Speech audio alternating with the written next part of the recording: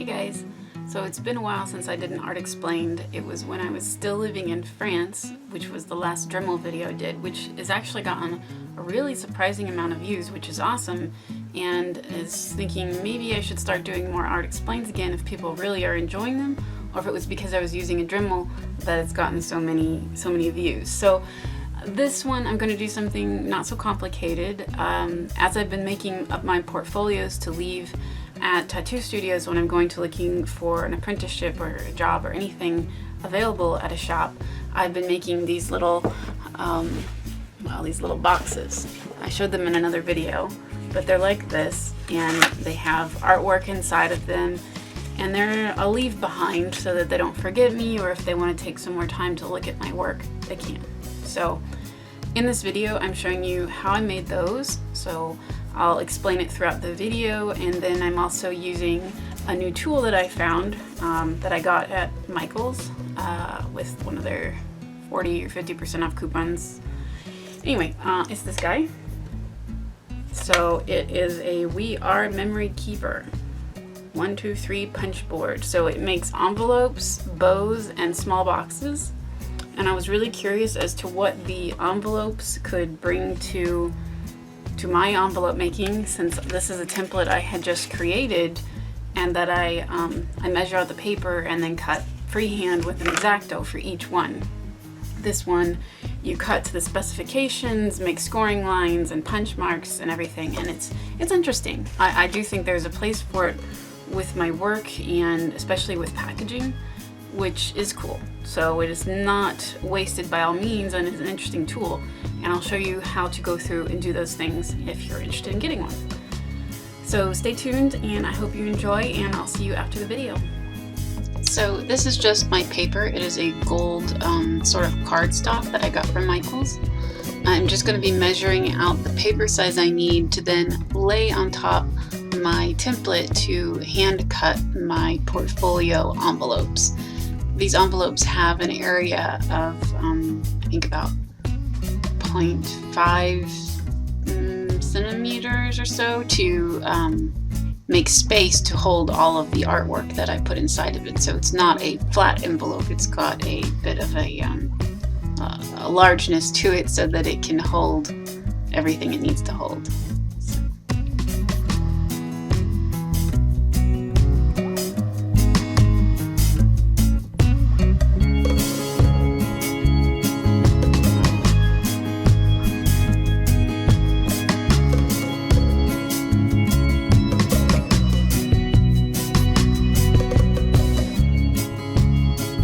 This is my template. Now I just match it up on the edges and then trace around it with my pencil. With my X-Acto then I go and make sharper cuts, but this is really so that I can match up the links and where everything is supposed to go. So here you can see where I'll go in afterwards. Here again, something to remember when you're making envelopes like this is to match where your scoring lines will be to make the extra depth to your envelope, since it's not a flat envelope. I forgot to do that, so that was me going through and marking that so that I can know where to score it to fold it. So I'll just start cutting it out now.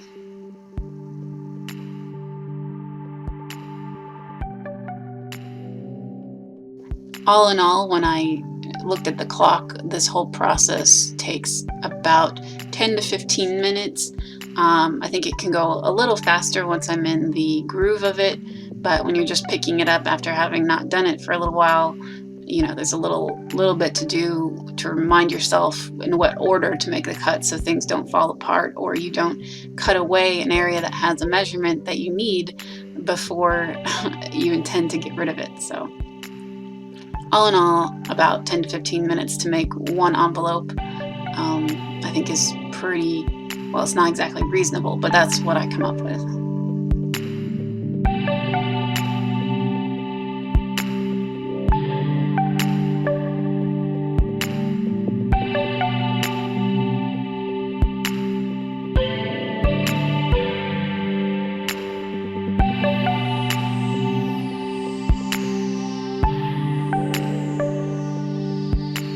That's just for decoration there. That doesn't serve any purpose for the actual thing. and that's going to be my scenario so that you can reach in and grab the photos. Not every envelope has that, but I think it was important for the design. So I'll start going in. I had made score marks originally, so a score mark is basically going in with your X-Acto and very lightly running it across the paper and not really pressing in that deeply. That way the paper sort of knows in which direction it should fold without it chancing of breaking. So there you have the design, and now I overlap it and I make my cut line. This line is going to be what the top area folds into and closes, so you can see there. So that's it basically. It's pretty simple. Again, I would glue the flaps. That's just to show you what it was. This is a finished one here, so it's all glued and held down. Now this is what we're going to try out today, the We Are Memory Keeper. It, again, like I said, makes envelopes, bows, and small boxes. You can go into their website and put in dimensions that you need. So if you have a specific card size that you need it to make, you can go online and it will do the math for you to figure out how large of a paper you need to cut.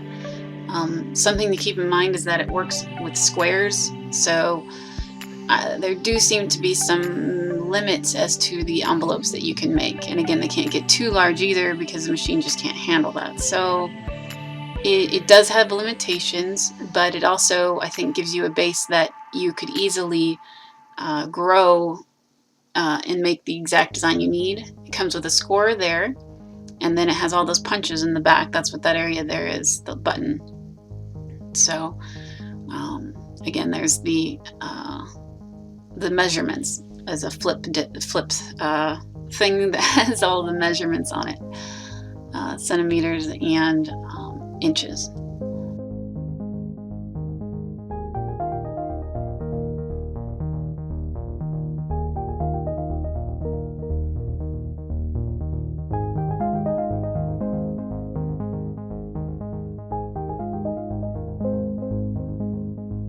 This is the guidebook that comes with it, explaining all the things it can do.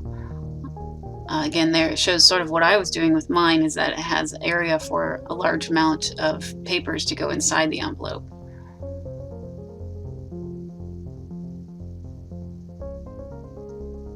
It makes envelope liners too, string boxes, coin envelopes, file folders.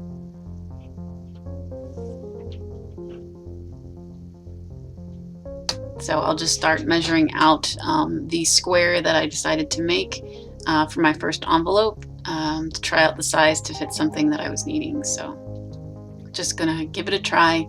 This is not having really read the directions or watched any videos. This is just opening it up and trying to figure it out right away. So I think it's pretty easy, pretty intuitive if you've worked at all in anything like this. By the end of it, this video is sped up, but by the end of it, even having not used this thing before, it took about 10 to 15 minutes to make. Again, that was just me opening it up and trying to figure out what I was supposed to do just by the pictures and things like that. So it definitely can get much quicker once you figure it out. So there's all these measurements and small, medium, large, X larges, which are all explained in the book. It's nothing that you have to figure out on your own. It tells you exactly what to line up and where and when to punch, which is the part that I didn't fully understand at the beginning, is why the punching and how does that keep matching up, because it looks like it doesn't for a long time and then you're done and it does. So it's a funny thing. That scorer that you saw me use is quite important to making the whole thing, because it shows you where you're supposed to line things up on your next score line and next punch. So you can't forget to do that step, otherwise you're going to get really mixed up as to where you're supposed to make your next punch mark.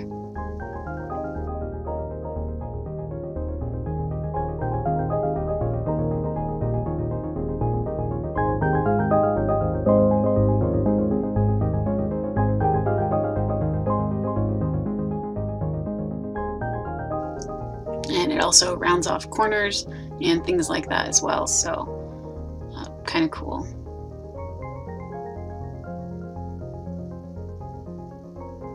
took me a while to realize that I was supposed to use the top section there.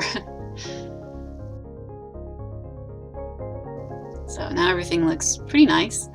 And the score marks you did is what helps you fold it there at the end. I think it could get tighter is my problem, is that there's these sort of gaps that I'm not too happy with. But I think that I can make that better. I think my scoring is what caused that. But again, you can use any paper for these, which is pretty cool. Anything that you buy at the store, or even if you make paper, you could definitely use it in the system. I'm not so keen about that. I think I would probably try to cut that down or fold it in, but that's the design.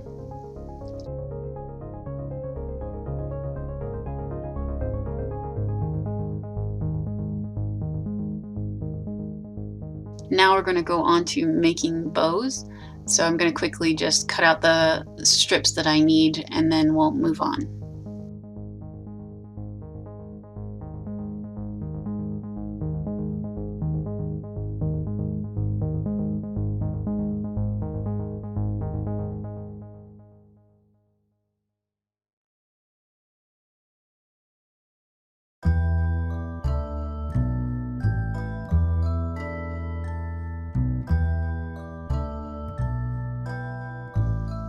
Okay, so now I have my 3 strips measured out to the smallest bow. Sadly, I really was bad with the camera here because I was so focused on the machine, but it will scoot up here in a little while so you can see better what I'm doing. Basically, with these strips, you're using the punch system to basically make the entire bow. There's no scoring on this or anything like that. It's really just a way in which you use all of the punch shapes to create the bow.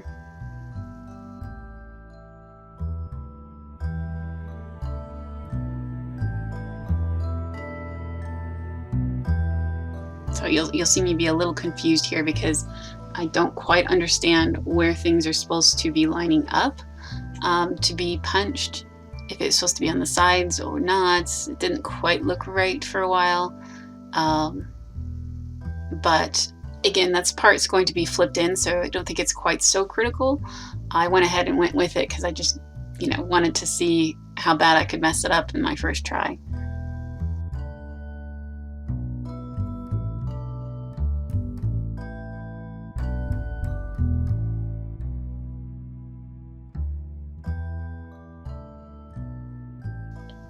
That's me referencing the book again because I just don't quite understand how this is supposed to make a bow, but it gets there.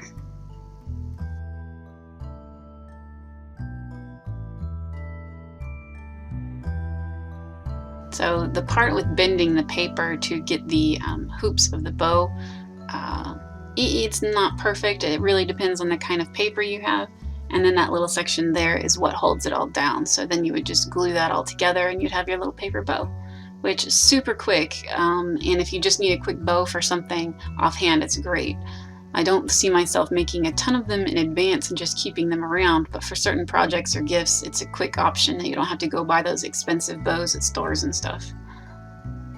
So now I'm going to make the box. I'm again making the smallest box just to really try it out. This is just a piece of white cardstock.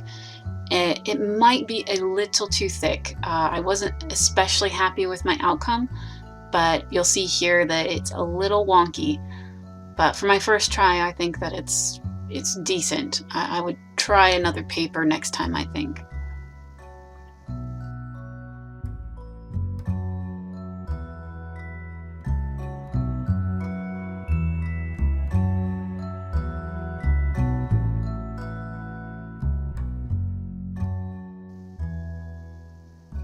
So again, it relies on the score lines and matching those up with the punch and the sizing that it gives you.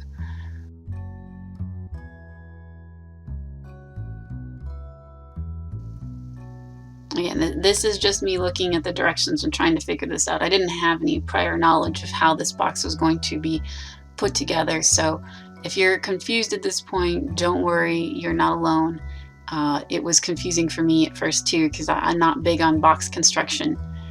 There's a lot of scoring here that at first I did not understand how it was supposed to be going together, because you see me do a couple diagonals and then you see me do one straight up and down. That all starts to make sense at the very end, but don't forget to do those score lines. So you can see all of the score lines there. It's a little tricky to realize which part you're supposed to be folding in and not. This is interesting here. This is how they're going to clasp into each other. So they hook in, which I thought for sure I was putting the hooks in the wrong directions because I just was like, who cares? I'm going to give this a try. And it actually ends up working. So that was nice. I was just working on some of the folds there because I didn't think that they were working for me. I wonder if I wouldn't go in and score some of these actually with the X-Acto next time versus just using the soft scorer, because it doesn't actually remove any of the material. I don't know how else to explain what scoring with an X-Acto does for you more than scoring with that little tool. That's really more of a folding bone knife thing. So I think with scoring with an X-Acto you could get better precision, but that's the box. It folds in a very strange way and it looked a little wonky. I'm not especially happy with it, but it was fine. So that's it. It's not too hard. I definitely think with one of the coupons it's worth the buy. I don't know if I would have bought it at full price, which I think was like $35 or even $39, I don't even remember. I would have never bought it at those prices. That's just ridiculous. But at the half price, it's not bad. It's a fun little tool, and I highly suggest getting it if you can get the right price. If you already have this tool, let me know. I'm curious if you discovered new things to do with it, or if you see that I did something wrong using it, let me know. Something else I don't think I really touched on is that it comes with this second sticker that you can put into the machine. Well, machine, it's not really a machine, but you can stick here on top of it. So you can go from inches to centimeters really easily, which is cool because after having lived in France for a while, I really was starting to get centimeters and think that, well, they are better, more exact, and easier to wrap one's mind around, because these are all listed in 3 1/4 and all these little measurements of 5/8, you know, like how often am I going to really do the math on that one? It's much easier just to look at this and it says 23.2. So you just get out the ruler and you go to 23 and you count over 2, you know, it's just much easier. So I personally will be keeping this one. I don't know if I'll bother putting it down or just keeping it next to me whenever I'm working with this tool. So that is another cool option for those that don't like working in inches. So yeah, thanks for watching. Please subscribe. I'm almost to 300 subscribers, which is great and has gotten much quicker to get there than I thought it was. You all mean a lot to me, and if you enjoy these Art Explained videos, please let me know and I'll think about making them more regularly. I just wasn't getting the views and I thought, well, for my time maybe I should be doing something else for you guys instead of these videos, but this came along and I thought, why not? So thanks for watching, and think of joining me on Patreon. I am in desperate need of patrons as always after having moved to the US and still looking for jobs. It is very hard. I have been selling an extreme amount of things on eBay because while moving back to your parents' house, there's a lot of things that you don't really need anymore, some things that are nostalgic, and some things that you just need the money for. So I would like patrons, and I would much rather be giving my artwork out to you guys and meeting you and getting to know you and things like that. So please check out my Patreon. There's a link at the end of the video and there's one here in the video. I really appreciate it, and I will see you guys later.